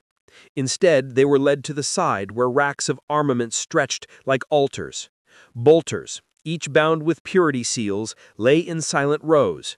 Chain swords hung on mounts, their teeth oiled and gleaming, inscribed with scripture so fine it looked etched by flame. Combat blades, grenades, reliquaries of ammunition, all lay waiting, not as tools, but as sacraments. One by one, each aspirant stepped forward and was handed a weapon. Not chosen, not asked, but given. An inheritance, a weight of trust. The serf who presented it spoke no words of blessing, only the designation of the armament, as though naming it bound it to the bearer. The first time an aspirant's fingers curled around the grip of a bolter, the machine spirit hummed faintly in recognition. It was not affection, it was acknowledgement, a silent oath sealed in the breath between wielder and weapon. Yet even here, where awe should have overwhelmed them, the crucible did not relent. For the aspirants were not yet brothers, the weapons were not yet theirs. Each was ordered to kneel before the altar at the armory's heart, where a single tome lay chained in place, its pages of vellum darkened with centuries of oil and blood. The chaplains recited from it, words older than memory, words that spoke of endless war, of a duty that had no horizon but death. The aspirants repeated each line, their voices steady, their throats raw. And then came the final demand. The chaplains produced knives, not ornate relics, but simple blades of steel, and pressed them into the aspirant's hands. Each boy was ordered to cut his palm and let his blood fall upon the weapon he had been given. Drops hissed against ceramite, soaked into leather grips, streaked across adamantine teeth. The weapons drank, and the pact was sealed. The chapel's silence deepened until it felt like the emperor himself listened. For a heartbeat, the aspirants thought they felt his gaze, distant, vast, indifferent yet absolute, fall upon them. Some wept in silence, others clenched their jaws. All knew that from this moment nothing would ever belong to them again. Not blood, not memory, not life. All was given to the Imperium. When they rose, weapons marked with their blood, they were not told they had succeeded. They were told only this: now you belong. The crucible had burned them hollow. Now it had filled them with fire. The words, "Now you belong," echoed in their skulls long after they left the armory. They did not walk as boys anymore, nor as faceless aspirants, but as vessels carrying the first true weight of war. Yet even here, where awe should have overwhelmed them, the crucible did not relent. For steel and flesh had been tested, for mind and soul had been broken and remade, but loyalty, that most fragile of virtues, had yet to be proven in the only way that mattered. They were led into the mountain's deepest vaults, where the air was stale and bitter, carrying the scent of dust older than the Imperium itself. The corridors narrowed until the stone pressed close, the flicker of lumen strips painting every face with sickly pallor. At last the path opened into a cavern so vast it seemed a hollowed lung of the world, and in its center lay a circle of black sand. Around it, torches burned with unnatural steadiness, as if no wind dared stir their flames. The chaplains stood there, crozier staffs glinting in the firelight, their skull helms stark and merciless. Before the circle waited a line of bound figures, other aspirants who had not endured the trials, who had faltered in solitude, who had screamed too loudly in the pit. They were broken but alive, their eyes wild, their wrists chained, their breath sharp with the stink of fear. The order came without preamble: prove your loyalty. The silence that followed was heavier than any battle. The aspirants stared at the bound failures, boys who had once shared their cots, their scraps of food, their whispered prayers in the night. Now those same faces stared back with terror, pleading silently for mercy. Some wept, some cursed. A few simply bowed their heads as though they had known this ending from the moment they faltered. Each survivor stepped forward in turn. Each was handed his weapon, and each was told to strike. There was no choice. To hesitate was to be condemned alongside the condemned. To falter was to reveal weakness, and weakness was death. The black sand drank the first spill of blood without complaint, and then the second, and then the third. The cries of the fallen echoed against stone, and the chaplains' voices rose above them, chanting liturgies of hate, of devotion, of the emperor's judgment. The aspirants moved like figures in a grim dance, their blades and bolters baptizing the circle with the blood of those who had once been brothers. By the time the last body fell silent, the aspirants' faces were masks carved from stone. Whatever grief they might have felt had no place here. The monastery demanded purity, and purity had no room for sorrow. They stood, breath ragged, weapons slick, and understood that they had severed the last tether to anything resembling kinship or memory. From now on, they would stand only beside those who had endured as they had, and even that bond was not brotherhood, but duty. The chaplain stepped forward, voices low but terrible in their certainty. You are no longer sons of your world. You are no longer children of your blood. You are the Emperor's now, and his alone. The torches guttered as if bowing to those words. The cavern seemed to shudder, as though the mountain itself recognized the oath that had been carved into its belly. The aspirants, no, the neophytes, knew that they had crossed the last threshold. They had killed not only enemies, but pieces of themselves. They had slaughtered the remnants of the lives they once clung to. And in that slaughter, the last part of their humanity died. When the circle was cleared, when the black sand lay silent once more, the chaplains turned and led the survivors upward. They did not speak of what had been done.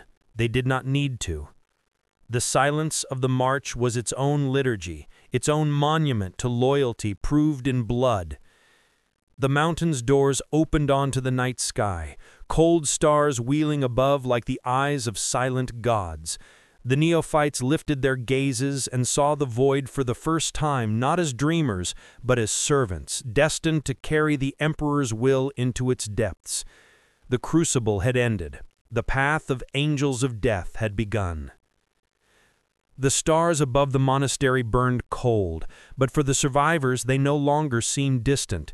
They looked upon them not as unreachable lights, but as fields of war yet to be reaped, each constellation a promise of future slaughter, each planet waiting to be broken open like bone.